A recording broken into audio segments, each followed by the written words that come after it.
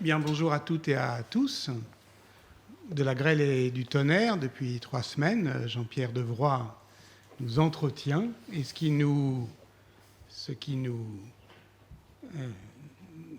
relie à sa parole, ce n'est pas seulement ce qui se dit de ces arrière-paysans, ces arrière-pays des sociétés paysannes, mais bien la manière dont il le dit, le style de sa recherche, à nul l'autre pareil. Vous avez vu comment, au fond, contre les idées de rémanence, de persistance, d'archaïsme, Jean-Pierre Devroy arme l'acuité de son regard. Aujourd'hui, évidemment, on rentre dans le grand spectacle, entrent en scène les escamoteurs, descendent les nefs des nuages. On est effectivement avec toi pour apprendre et comprendre la suite de l'histoire. Merci Patrick. Alors la tempête, l'orage et la grêle occupent une place singulière dans les manières dont les humains perçoivent et tentent d'accommoder les forces de la nature à leurs activités productives. 5 éléments importants les distinguent d'autres phénomènes météorologiques associés aux températures et aux précipitations. Leur caractère régional, leur développement dans l'espace, souvent réduit à la localité, leur temporalité, caractérisée par la saisonnalité et par leur caractère imprévisible, et enfin leur caractère potentiellement destructeur. En France, les chutes de grêle sont concentrées en fréquence et en intensité d'avril à septembre. Ce caractère de saisonnalité est particulièrement critique pour les activités agricoles en climat tempéré. Les pics d'averses coïncident avec les périodes de floraison et de mûrissement au printemps et avec la période décisive des récoltes estivales. Dans un régime agroécologique médiéval marqué par une faible productivité agricole, ces hasards de la conjoncture météorologique pouvaient entraîner des disettes locales. La grêle pouvait ruiner en un instant les récoltes en brûlant les bourgeons ou en détruisant les fleurs ou les fruits. Dans les champs, les tornades provoquaient la verse des épis et rendaient inutilisable la faucille ou la faux. Il restait parfois possible de ramasser les grains, mais au prix d'une main-d'œuvre décuplée. La durée d'exposition aux risques climatiques de la végétation constituait un facteur de risque non négligeable, comme l'illustrent les primes d'assurance contre la grêle qui variaient au début du XIXe siècle dans le canton de Berne de 2% par an pour les céréales et de 4% par an pour les plantations exposées le plus longtemps à la grêle, raisins, houblon et tabac. La perception et les réponses aux phénomènes grêleux sous l'Ancien Régime s'inscrivent donc dans une économie idéale de l'incertitude, selon l'expression de Maurice Godelier, les humains produisent de la société pour vivre. Paramètres régionaux des climats et facteurs locaux influencent la fréquence et l'intensité des orages et des averses de grêle. À cause de la circulation des masses d'air, ils sont plus fréquents en montagne et en France, dans les régions du centre-est et du sud-ouest du pays, et généralement dans les régions méditerranéennes. Les premières statistiques préindustrielles permettent d'évaluer la fréquence du phénomène. Dans le département du Rhône, 43% des communes étaient frappées en moyenne au moins une fois tous les 5 ans entre 1824 et 1866. C'est dire que la mémoire et les récits de la grêle catastrophe passaient par les caractéristiques géo- et bioclimatiques régionales, par l'expérience de vie et par la tradition familiale. Et on voit bien ici que notre notre Agobard de Lyon, il est vraiment dans une des régions où les averses de grêle sont les plus fréquentes. C'est donc sa dimension locale qui permet le mieux d'appréhender les manières paysannes de percevoir et de réagir à ces phénomènes venteux et orageux. Ici, la tornade a mis en lambeaux une longue bande de terrain fertile. Là, la foudre ou les vents violents ont écimé le clocher d'une église. Ici, la grêle a décimé les vignes d'un coteau en épargnant le voisin. Comment les collectivités rurales faisaient-elles sens commun pour interpréter ces événements climatiques qui avaient potentiellement un impact individuel et collectif destructeur à l'échelle du village? À quelle forme de causalité faisait-elle appel? Les sources écrites, bien sûr, sont notre seul moyen d'approcher la sensibilité des humains face aux tempêtes. Au Haut Moyen Âge, lorsque les chroniqueurs couchaient par écrit le temps qu'il fait, c'était pour signaler des aléas qui faisaient collectivement sens, à leurs propres yeux évidemment, en raison de leur durée et de leur exceptionnalité, comme un hiver extrême ou un échec des récoltes. Des phénomènes météorologiques brefs et localisés, comme les tempêtes, n'étaient mentionnés dans la haute culture que dans deux circonstances, lorsqu'elles relevaient de l'extrême et pouvaient être interprétées comme un signe ou un prodige divin, lourd de conséquences et de significations pour le futur, ou lorsqu'elle frappait un édifice renommé, palais, monastère, cathédrale, etc. Avant le XIIe siècle, les mentions de grêle font donc figure d'exception dans les sources occidentales. Elles n'ont aucune valeur statistique et ne permettent pas de mesurer directement l'étendue des pertes matérielles. Il faut attendre l'époque moderne pour rencontrer des premières estimations chiffrées. Comme le fait la classification météorologique contemporaine, les témoins médiévaux sont en revanche attentifs à la taille des grêlons qui leur permet de donner une magnitude au phénomène.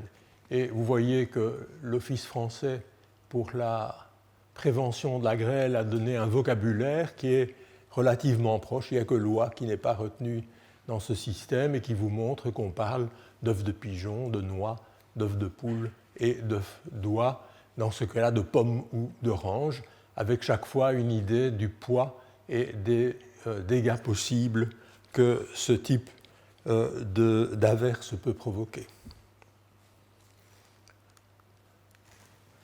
La sensibilité des témoins lettrés du Haut Moyen Âge aux phénomènes tempétueux et grêleux est donc demeurée faible. Dans les schémas de causalité utilisés pour rendre compte d'un désordre environnemental, l'intentionnalité de l'action divine était évidemment toujours invoquée comme la cause suprême des calamités. Les vicissitudes du climat relevaient des causes secondes. Parmi ces aléas, le froid ou l'excès de précipitations prolongées sont clairement perçus par les observateurs comme la cause directe des échecs des récoltes et des crises de subsistance. Les tempêtes n'occupent pas la même place dans la syntaxe et la narrativité du logos qui structure la perception chrétienne de l'environnement dans la haute culture. Comme on l'a vu précédemment, elles font partie des mots et non des causes qui permettent d'appréhender la signification prophétique de la communication divine. Ces manifestations sont donc perçues comme la traduction matérielle des signes adressés par Dieu au peuple et aux souverains, garants de l'ordre terrestre. En revanche, la première glose latine du mot grêle, dans le Liber Glossarum, un vaste glossaire encyclopédique qui a circulé largement à partir de la fin du 8e siècle dans l'entourage de Charlemagne et dans les bibliothèques carolingiennes. Donc le Liber Glossarum affirme, je cite, que la grêle est appelée par les rustres calamité suggérant des sensibilités différentes entre ceux qui endurent ces averses et les perçoivent comme une personnification du malheur météorologique, la calamitas, et ceux qui sont assurés d'en être protégés et de manger chaque lendemain à leur faim. Le point de vue narratif et l'intention des auteurs sont donc fondamentaux pour comprendre la place et la signification qu'ils accordent aux tempêtes parmi les autres aléas naturels. Si des orages et des averses de grêle sont mentionnés, par exemple, en 823 par les Annales impériales franques, c'est qu'elles s'insèrent dans une sorte de capharnaüm pandémoniaque, déchaîné par Dieu contre l'empire de Louis le Pieux. Ces aléas se prêtent à des réinterprétations ultérieures qui les chargent de nouvelles significations. Et si vous voulez bien, on ne regarde pas le passage des Annales royales de 823, on lit au contraire dans la biographie de Louis le Pieux rédigée après la mort de l'empereur en 840 par l'astronome, la manière dont il va réinterpréter subtilement les événements. Des signes prodigieux et des apparitions troublèrent l'âme de l'empereur, notamment un tremblement de terre dans le palais d'Aix-la-Chapelle et des bruits inouïs entendus la nuit, puis le jeûne d'une jeune fille qui s'abstint de toute nourriture pendant 12 mois. Des éclairs de foudre serrés et inusités, la chute de pierres mêlée à la grêle, des maladies contagieuses chez l'homme et les animaux. À cause de tout cela, l'empereur Crépieux ordonna des jeûnes fréquents et exhorta les prêtres à réconcilier Dieu par une prière fervente et de riches aumônes. Certain qu'il était, c'est ici qu'il y a l'allusion évidemment du biographe qui sait ce qui va se passer après, certain qu'il était que par ces apparitions serait indiqué à la race humaine quelque grande calamité à venir. L'astronome suggère qu'en 823, l'empereur était en mesure d'interpréter correctement la communication divine exprimée dans la nature et d'y réagir comme devait le faire un souverain chrétien. Mais sa rectitude et sa piété ne suffiraient pas à empêcher la grande calamité à venir qui allait frapper les Francs. Cette partie du message divin lui demeurait cachée. Le récit de l'astronome prévoit l'inévitable qui surviendra entre 829 et 834, les troubles politiques, la discorde familiale, la rébellion des fils aînés contre leur père, la trahison des fidèles et l'abdication forcée de l'empereur. Le biographe de Louis s'empare ici d'un des fondements idéologiques de la figure du souverain carolingien, l'homologie entre la performance du roi chrétien et la nature. D'après lui, l'empereur, qui était le garant de la bonne gouvernementalité, aurait lui-même mis en branle, en 823, l'arsenal des moyens liturgiques pour réconcilier son peuple avec Dieu sans recourir à des mesures spécifiques pour écarter la grêle. Non, hop, voilà. À partir du XIIe siècle, la rationalité des phénomènes naturels s'inscrit dans le concept de manifestation, qui est simultanément pensé comme une forme sensible de la création et comme le signe d'un principe immatériel et invisible, l'action de Dieu. Cette binarité est traduite en latin médiéval par deux termes. L'événement en tant qu'accident ou casus, sa signification en tant que signum divin. Le signe renvoie à l'existence d'une finalité supérieure dans les phénomènes les plus destructeurs ou les plus spectaculaires de la nature. Ceci, par rapport à la situation du Haut Moyen-Âge, gagne cependant en autonomie dans la mesure où ils répondent aux lois qui régissent l'ordre de la nature. ils sont fréquemment qualifiés de prodigium ou de miraculum, des termes qui réunissent les deux dimensions de la manifestation, l'événement naturel comme cause seconde et l'intentionnalité divine comme principe suprême. Ce n'est qu'à partir du XVIe siècle qu'émerge l'idée générique de désastre ou de catastrophe comme concept abstrait isolable et comme champ spécifique de rationalité, de connaissance et d'action matérielle. À partir du XIIe siècle, les encyclopédies médiévales favorisent une perception objective des causes physiques des accidents naturels. Voici un exemple tiré des Annales de Cambrai pour l'année 1165 par un chanoine de la cathédrale, Lambert de Waterloos. Il n'hésite pas à rapporter dans sa notice annuelle des manifestations et des signes extranaturels. Miracles accomplis par la Vierge, processions côtoyant l'évocation des malfaisances de Pythonis, ou même cortège diabolique. Pour terminer dans un tout autre registre narratif par une description précise et détaillée de la tempête du 26 mai 1165. Trajet de la tornade, heure à laquelle elle a frappé Cambrai, vers 15 heures, bilan des dégâts matériels, mention de la cherté régionale des grains et de la disette qui s'ensuivent. Je passe la parole à Lambert de Waterloos. Une immense nuée venant de la Manche et occupant toute la partie occidentale du ciel secoua violemment et écrasa Cambrai.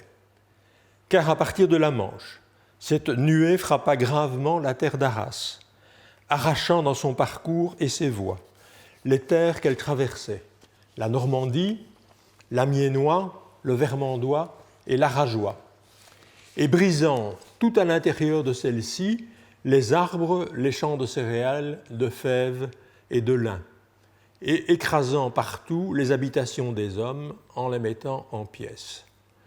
Dans cette région, le peuple fut affligé et pleura longtemps ses pertes. Et note économique finale, s'ensuivit un prix de vente du grain qui terrassa quelques-uns dans divers endroits.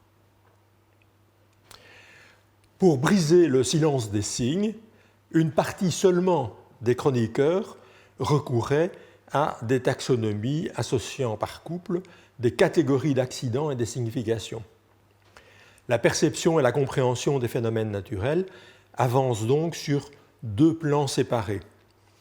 La diffusion des connaissances astrologiques, héritées du monde classique, favorise une culture du présage, dans laquelle l'observateur pense pouvoir décoder l'enchaînement et la signification des événements naturels, là où les chroniqueurs du Haut Moyen-Âge procédaient par simple accumulation de faits.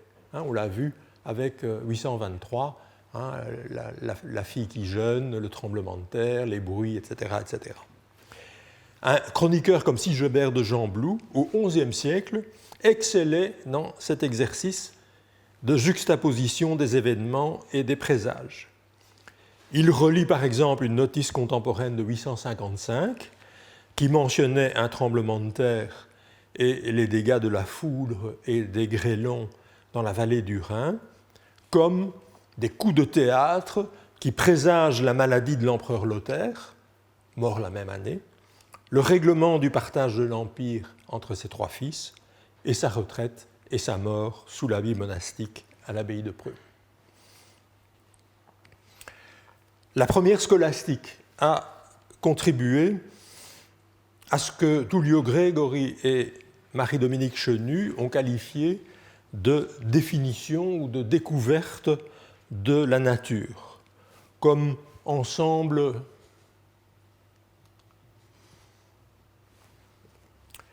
de causes douées d'une consistance ontologique propre. On est loin, souligne Grégory, de la mentalité symbolique du Haut Moyen-Âge, qui tendait à ramener les phénomènes à une manifestation directe de la volonté de Dieu. La nature apparaît comme coopératrice du Créateur pour en compléter l'œuvre, comme la grande médiatrice entre Dieu et le monde. Elle se définit dans ce nouveau système métaphysique irrigué par les bases gréco-arabes comme un ordre, un enchaînement, un nexus, une série de causes, un lien, un vinculum et une règle du monde, et comme l'objet d'une raison naturelle jusque-là inconnue. Je ne retire rien à Dieu, dira Guillaume de Conches dans sa Philosophia, en procédant à une interprétation physique et rationnelle des phénomènes et à une recherche des causes secondes avant de recourir à des explications surnaturelles. Quant à nous, nous disons qu'en toute chose, il faut chercher la raison si seulement elle est susceptible d'être trouvée. La sensibilité et l'intelligence du monde environnant s'en sont trouvées transformées en profondeur.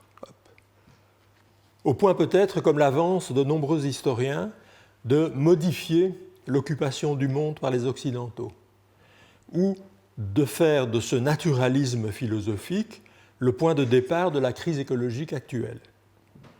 Exprimant cet esprit du XIIe siècle, Guillaume de Conches proteste contre ceux qui condamnent la recherche des causes secondes. Ignorant les forces de la nature, ils veulent que nous restions liés à leur ignorance, nous refusent le droit de recherche et nous condamnent à demeurer comme des rustots, rustikos, dans une croyance sans intelligence.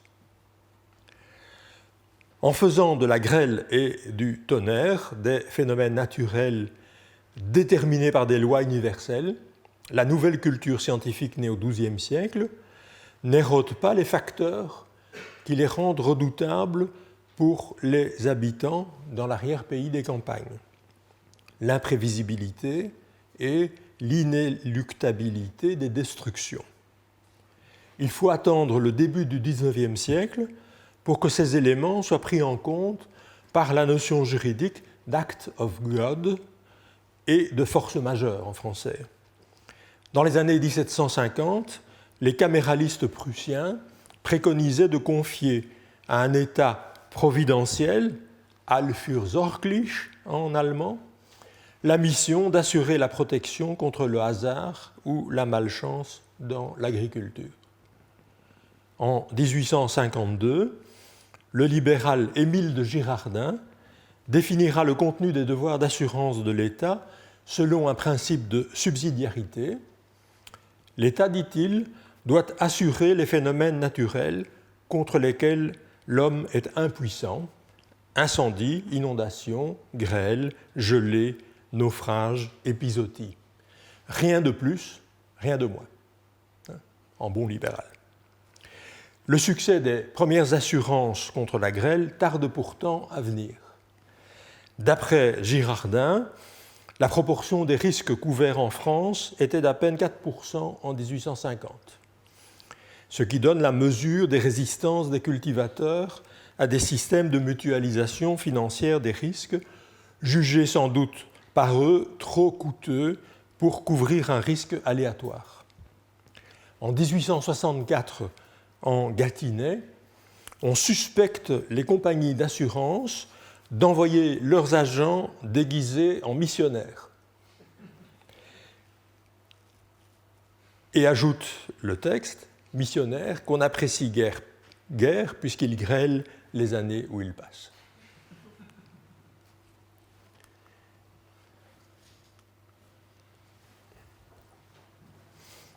Les Rustots ont donc d'autres croyances pour rationaliser et apaiser la peur de la grêle. Le traité sur la grêle contient la narration d'une manière d'expliquer ces destructions.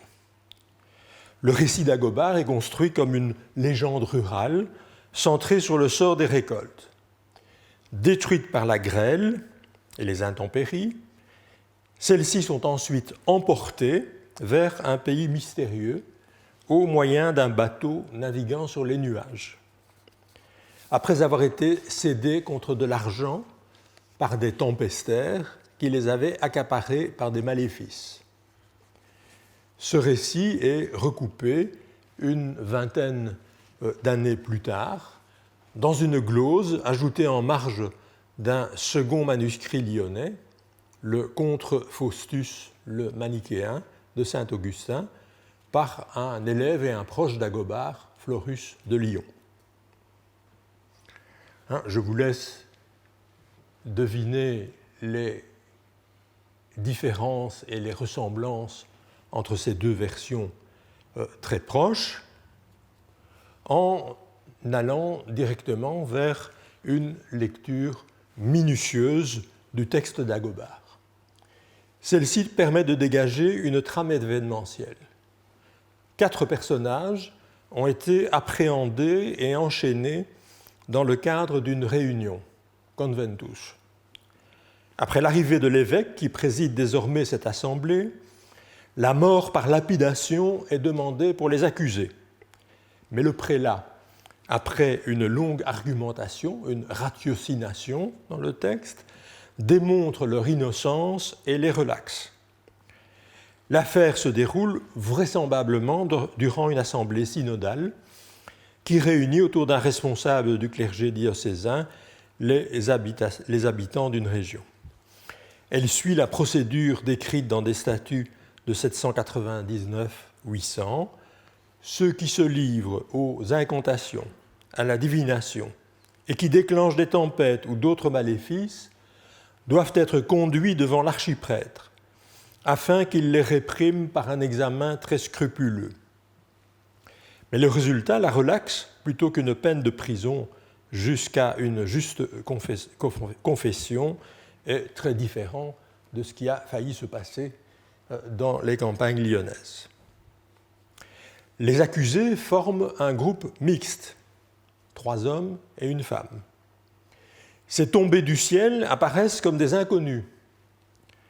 Leur mise à mort semble choisie en fonction d'une homologie entre les grêlons, dont l'impact est comparé à celui d'une pierre, et la peine de lapidation, par ailleurs totalement inconnue de la législation judiciaire carolingienne. L'incident initial confronte-t-il les habitants à un petit groupe mixte de déplacés, occupés à glaner des épis versés par la tornade ou hachés par la grêle, rendant impossible la moisson à la faucille ou à la faux. L'épisode se situe chronologiquement dans un contexte climatique général de détérioration des températures estivales, d'augmentation des précipitations et d'épisodie qui a débouché sur des crises de subsistance pluriannuelles dans les décennies 810 et 820, augmentant par conséquent le stress social. Dans ce cas, la bouffée persécutoire interviendrait sur fond d'échec des récoltes et de spéculation accentuant le stress alimentaire. Florus évoque plutôt une coutume, une justice directe, alimentée, dit-il, par la haine et la peur des tempestaires. Une lecture anthropologique vise à dégager la matrice élémentaire de la fable de Magonie et les mythèmes, selon l'expression de Claude Lévi-Strauss, qui la structure. Des agents, les tempestaires qui accaparent les récoltes en les détruisant par la grêle, les marchands de Magonie qui les leur achètent contre de l'argent, les tombés du ciel, matelots des nefs de Magonie. Une transaction, les fruits détruits par la grêle en échange d'un prix, precium, un véhicule, des vaisseaux voguant sur les nuages, un lieu, le pays imaginaire de la Magonie, et un incident révélateur, comme dans tous les bons mythes, la chute des matelots tombés du ciel. La transaction joue un rôle pivot dans le récit. L'action des tempestaires et des acheteurs de Magonie se noue dans une opération commerciale, la vente et l'achat de grains par des accapareurs. Dans un article de son manuel de confesseur, l'évêque missionnaire Pirmin, qui parcourait l'Allemagne du Sud au milieu du 8e siècle, écrit « Ne pas croire les tempestaires qui disent que les Mahones, on n'est pas très loin de Magonia, peuvent embarquer, tolérer les récoltes. Ne rien leur donner pour cela. L'accaparement et la spéculation, on le voit avec les grains d'Ukraine et de Russie, sont des thèmes récurrents des épisodes et des récits de famine durant toute la période pré-industrielle.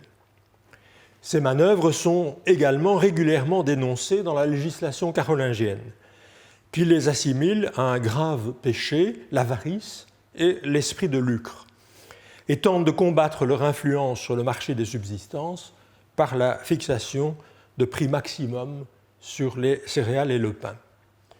Durant tout l'Ancien Régime, cette éthique de la consommation nourrit une économie morale des subsistances que la foule tend aux dominants comme un idéal de bonne gouvernance et de comportement. Dans le parallèle qu'il établit entre les 10 plaies d'Égypte et les 10 commandements, Augustin d'Hippone note à propos de la grêle sur les fruits « Tu ne commettras pas le vol ».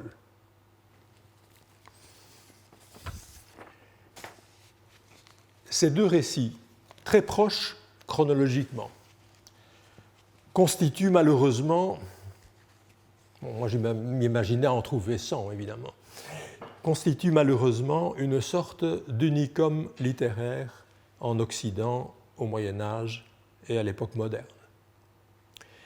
Il est donc possible qu'il s'agisse d'une fiction savante, sans équivalent dans les cultures subalternes. Selon Florus, pourtant, la terre de Mahonia et ses habitants, les Mahones, étaient des mots de la langue du peuple lyonnais. Ce nom géographique, donc un radical déterminatif suivi du suffixe onia, a déjà fait couler beaucoup d'encre, des litres et des litres. Suivant le principe du rasoir d'Occam, qui formule que les hypothèses suffisantes les plus simples sont les plus vraisemblables, la Magonie serait le pays des Magi ou mages, une des dénominations utilisées fréquemment pour désigner les magiciens dans la législation carolingienne.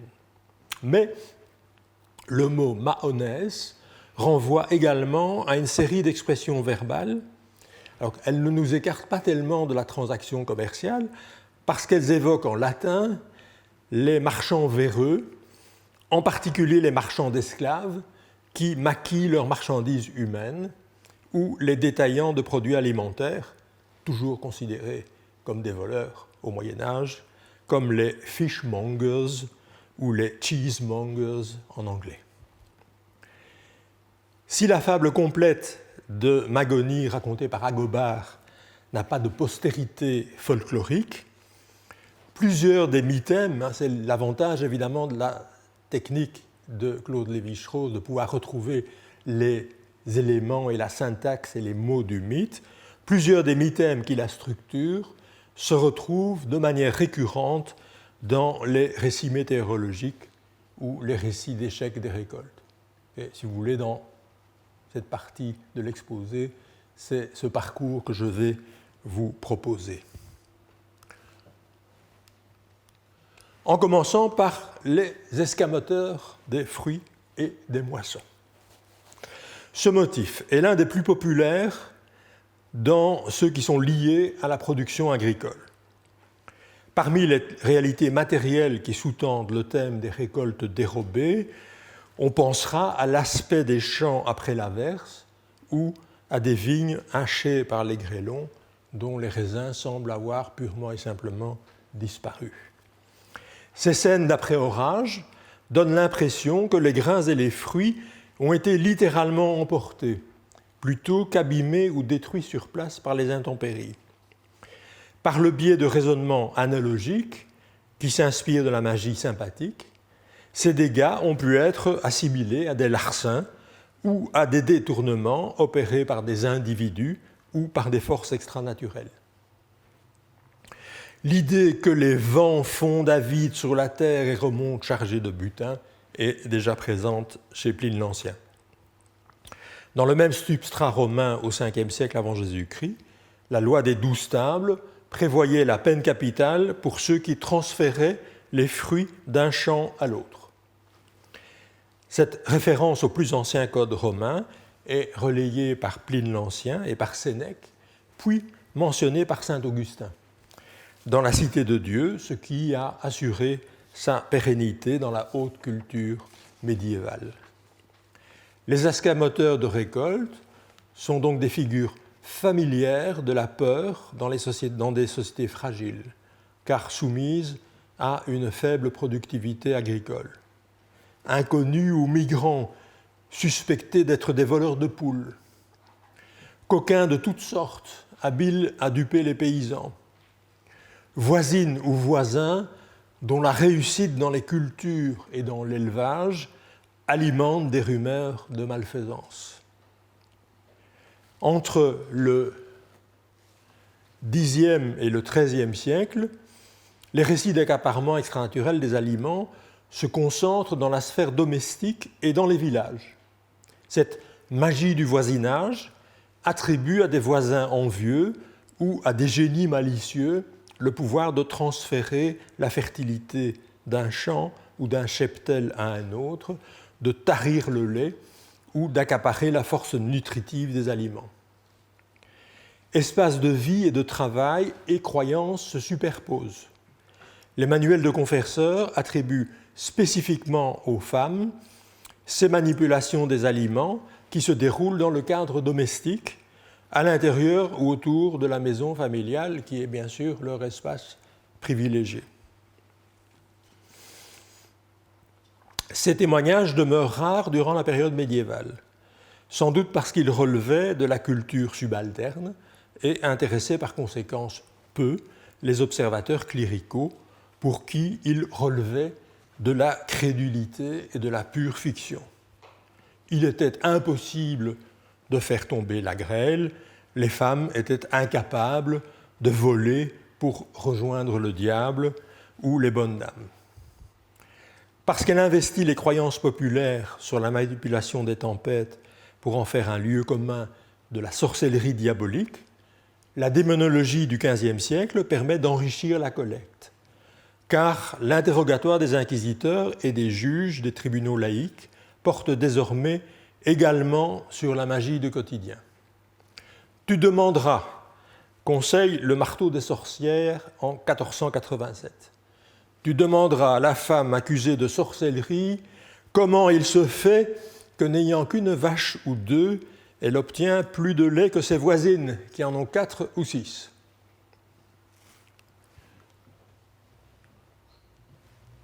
Non, j'ai mis un jalon de trop.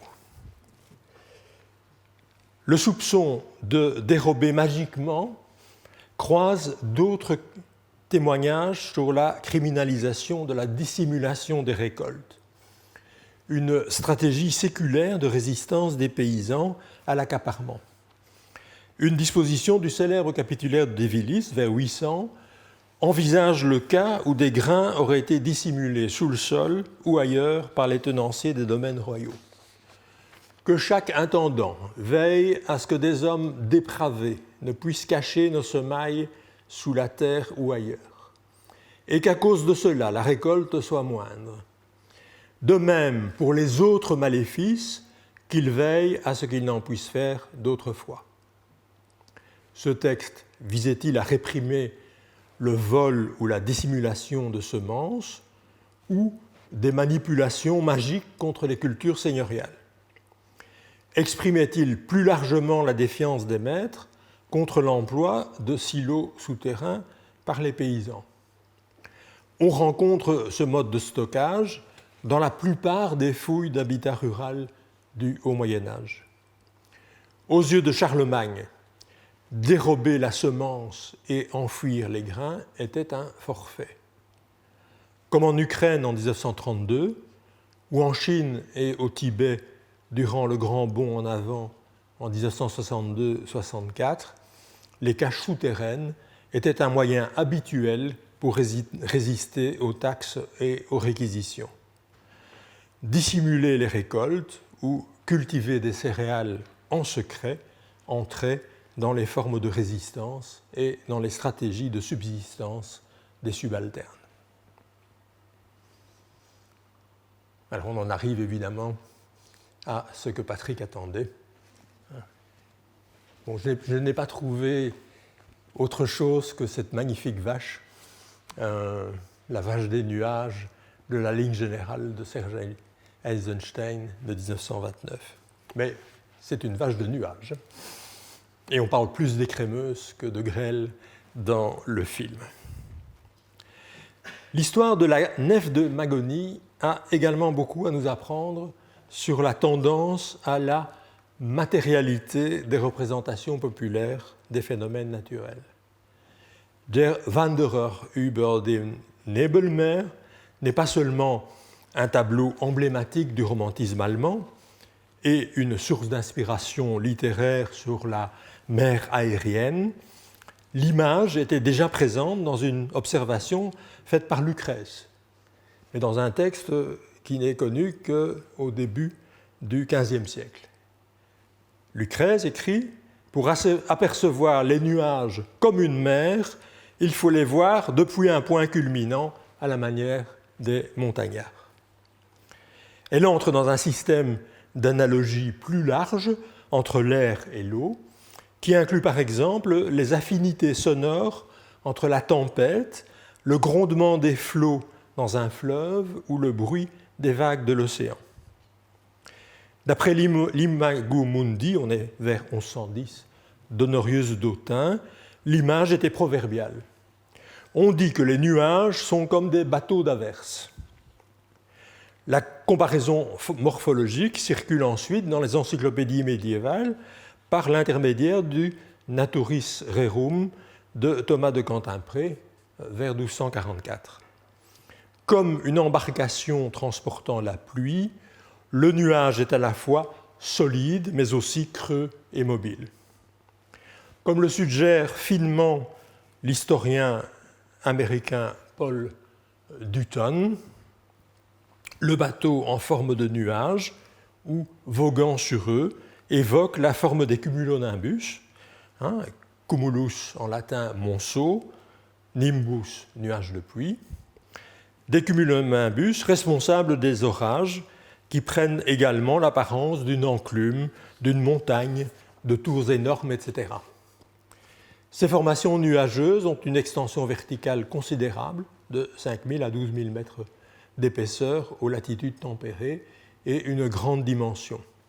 Elles donnent lieu à des phénomènes météorologiques caractérisés par un temps violent, tels que les orages ou les coups de vent violents qui peuvent être accompagnés de pluie, de grêle ou de grésil.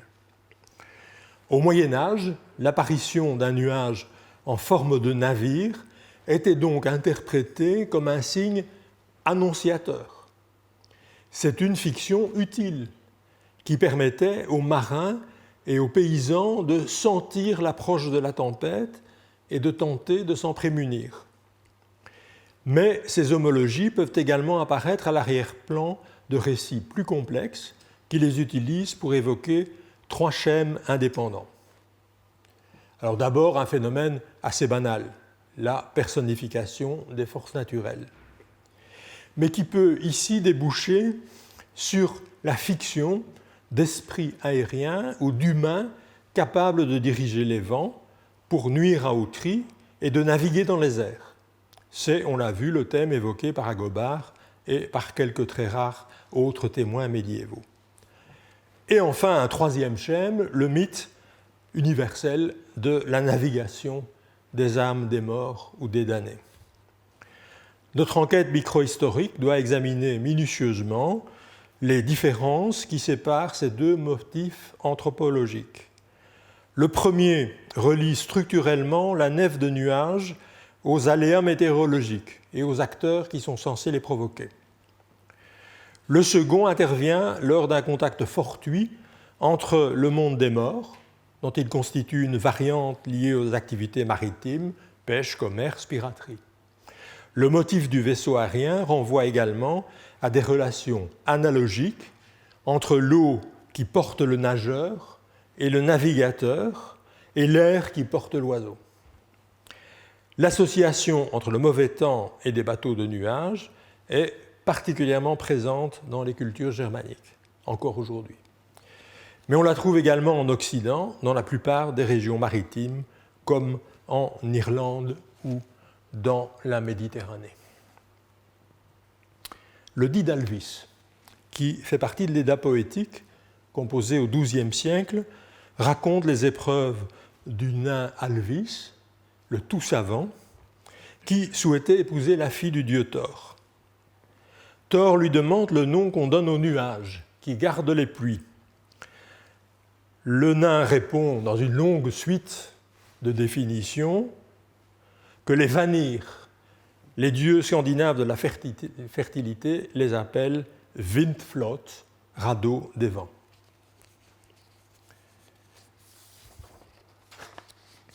L'emploi du mot Vindflot montre que les Islandais y voyaient l'idée d'une embarcation flottant sur les vents.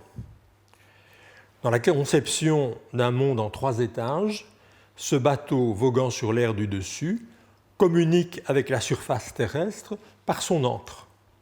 Le motif se distingue ainsi structurellement d'un autre, le célèbre Hollandais volant, le vaisseau fantôme popularisé par Heinrich Heine, Richard Wagner et Henry Longfellow, qui surgit de la brume en frôlant les vagues et symbolise le crime et le châtiment. L'italien a emprunté au vocabulaire des marins le mot macone. On n'est pas très loin de Magonia non plus, qui pourrait être également apparenté au magonès. Il servait, ce mot de macone, à qualifier les tempêtes qui menaçaient les navires en Méditerranée. Le macone était tantôt le nuage ou la trompe d'eau, tantôt l'esprit malin qui la pilotait.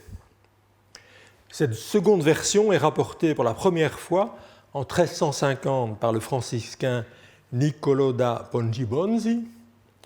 Le bateau qui le ramenait de Terre Sainte essuya une terrible tempête qui manqua le faire sombrer. C'était, lui auraient dit les marins, l'œuvre d'un macone qui dirigeait vers eux les intempéries. Au-delà d'un substrat populaire, l'idée que les démons étaient faits d'air et d'eau a pu contribuer à cette diabolisation des phénomènes météorologiques. Mago, cette fois-ci, désigne la nuée d'orage dans un des sermons du grand prédicateur franciscain Bernardin de Sienne, composé entre 1430 et 1436. Je le cite. « Les gens de mer ont une croyance absurde dans l'existence d'un nuage que certains appellent Magonem et qui est l'annonciateur de l'ouragan qui détruit les navires. Les marins croient qu'il est possible de le détourner en tirant l'épée et en la faisant vibrer. D'après ce sermon, on dégaine également un glaive pour conjurer les tornades et l'on place une épée nue sur le mât du bateau pour détourner la tempête. » Si vous vous souvenez de la leçon précédente, on est dans un de ces thèmes, le feu, le tranchant, le bruit du glaive qu'on fait vibrer. On retrouve ici donc l'usage d'armes blanches ou d'autres instruments tranchants pour conjurer les nuées d'orage en les coupant en deux et l'emploi des sons comme par un grêle. Ces pratiques sont encore évoquées au XXIe siècle, on trouve tout sur Internet, y compris un petit journal italien local. Les pêcheurs de Tarente, écrit le journaliste, font 3 fois le signe de la croix dans la direction de la trombe et la tranchent avec un couteau à manche noire. Ceux d'Amalfi défont un nœud en prononçant des phrases à valeur magique. Au XIIIe siècle, 2 vers du poète toscan Ruggieri a Pugliese permettent de rapprocher les maconi marins italiens des magonès de l'ère culturelle franque. Dans un contexte cette fois clairement non maritime, leurs incantations provoquaient la tempête. Cette croyance italienne dans l'intentionnalité des esprits des tempêtes était encore présente, on l'a vu avec Pied di Porco, en Lucanie au début du siècle passé. Résumons-nous. Des traditions germaniques et italiennes associent la tempête et la grêle au nom donné par les marins à certains nuages ou à leurs pilotes surnaturels. Mago, Mako, représente peut-être une dénomination commune des nuées d'orage dans plusieurs régions d'Europe méridionale. Mais le thème précis du bateau emportant les récoltes détruites n'apparaît que dans le traité d'Agobard et le commentaire de Florus de Lyon.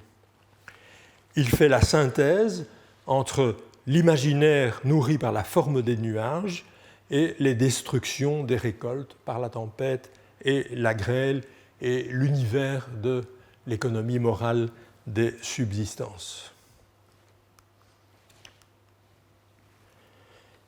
Un chapitre des Otia Imperiala de Gervais de Tilbury, au début du XIIIe siècle, développe le thème du bateau aérien et des tombées du ciel, en lien avec les trois étages du monde, matérialisés par un arbre, une ancre ou une corde magique. Je cite, « Alors que les fidèles sortaient d'une église, l'ancre jetée depuis un bateau aérien s'accrocha à l'une des tombes du cimetière qui entourait l'édifice. Un marin en descendit pour tenter de la décrocher et de libérer ainsi le navire. Alors qu'il se préparait à grimper, les gens accourus en foule s'emparèrent de lui et il rendit l'âme entre leurs mains, saisi d'étouffement comme un noyé. » Donc le marin renvoie à l'eau et pas à l'air, et donc il l'étouffe à l'air libre. Gervais a puisé l'inspiration de ses loisirs impériaux, Otia Imperialia, dans un fond d'histoire non chrétienne, durant ses séjours en Italie, en Provence et en Angleterre. Il en a rapporté des récits touchant aux fées, aux génies domestiques, aux créatures extraordinaires tapies au fond du Rhône, comme le drac, aux lamis qui sillonnent le ciel nocturne et troublent les songes des dormeurs, aux mélusines qui s'unissent avec les hommes et font souvent leur malheur, aux revenants du purgatoire, voire aux esprits du mauvais temps. Inspiré par la théologie naturelle de la première scolastique et son invitation à parcourir le livre de la nature, l'œuvre de Gervais est l'une des premières à intégrer dans la culture courtoise des récits sur les merveilles de la nature tirés des cultures orales anglo-normandes, saxonnes, norroises, galliques et irlandaises, voire occitanes, et de leur première transposition écrite. Les différents mythèmes qui forment le motif du bateau aérien utilisé par Gervais se trouvent réunis sous la forme d'un récit dans les îles britanniques, à partir du 8e siècle. Dans les versions écrites de ce récit, qui circulaient en Irlande au XIIe, un ou plusieurs marins rentraient accidentellement en contact avec les humains à la faveur de la perte d'un harpon ou d'une ancre. Une version norroise synthétise les principaux aspects du thème. Elle situe l'événement à Clonmacnoise, dans l'église du fameux monastère irlandais dédié à Saint Ciarán abbé. Le bateau céleste et ses marins sont aperçus alors qu'ils jettent une ancre qui reste accrochée à un arche de la porte de l'édifice. Un marin descend le long de la corde pour la détacher. L'évêque présent empêche les gens dans le public de s'emparer de lui, car, dit-il, il manquerait de se noyer. Le marin tranche alors la corde, laissant sur place l'ancre qui peut encore être vue dans l'église et remonte dans son bateau. Le matelot aérien qui nage dans les airs mais se noie sur terre ou dans la mer représente simultanément l'inversion de l'ordre cosmique entre le monde des vivants et l'au-delà des défunts. D'autres versions circulent au XIIe siècle sur le thème de la pêche ou à Londres d'une apparition un jour de foire en période de disette. En comparaison avec le thème du mauvais temps illustré par le bateau de Magonie et les témoignages italiens, le motif irlandais et sans lien avec un événement météorologique. On ne nous dit jamais le ciel s'est obscurci, le vent a soufflé. C'est un accident cosmologique. Un témoin archéologique exceptionnel témoigne d'une interprétation chrétienne du bateau aérien dans la tradition irlandaise. La colonne de pierre de Kilnarwain, datée du 8e siècle, représente la barque traditionnelle des Irlandais, le currach. Donc vous la voyez ici, elle est... Oups, non. Voilà, elle est ici et elle est là, bien redressée. Et son équipage naviguant sur une mer de croix chrétienne. Cette figure représente vraisemblablement le bateau des marins défunts qui circule dans le ciel. À la même époque que la colonne de Kilnarwain, l'archétype du bateau aérien apparaît dans plusieurs annales insulaires, ce qui en fait le contemporain des nefs de Magonie et des magonesses accapareurs de moissons. Un comparatisme prudent, ai-je intitulé ces conclusions. Le dossier irlandais plaide certes pour la pratique prudente du comparatisme, prudent et minutieuse.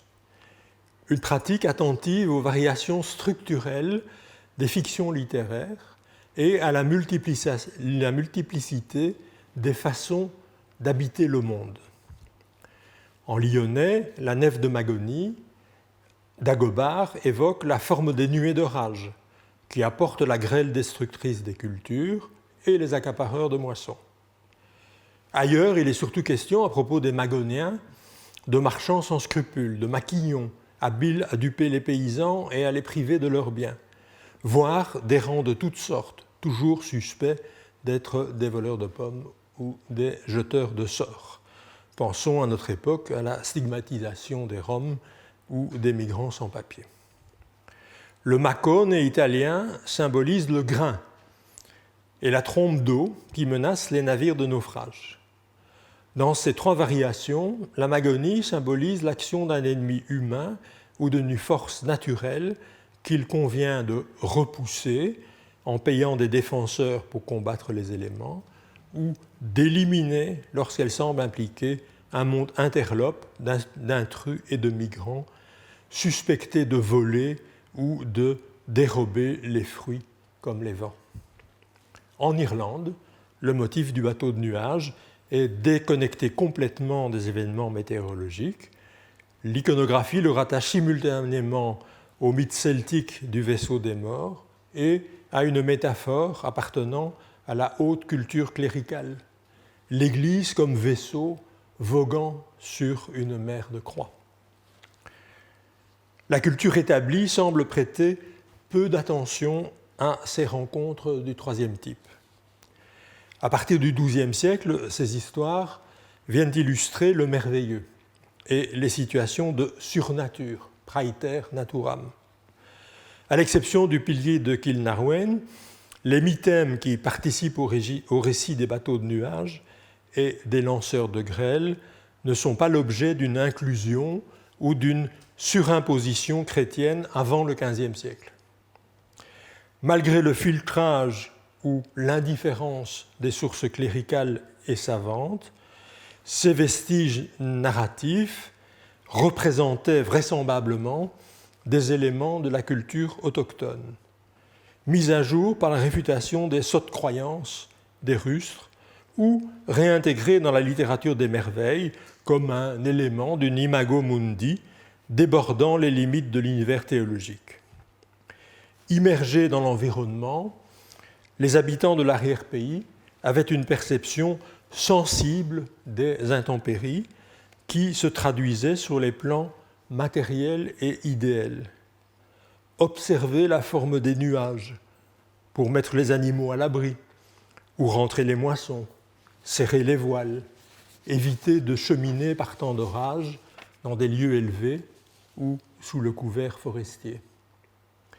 Élaborer des fables qui donnent corps aux peurs météorologiques et permettent de les maîtriser ou de les amoindrir psychologiquement.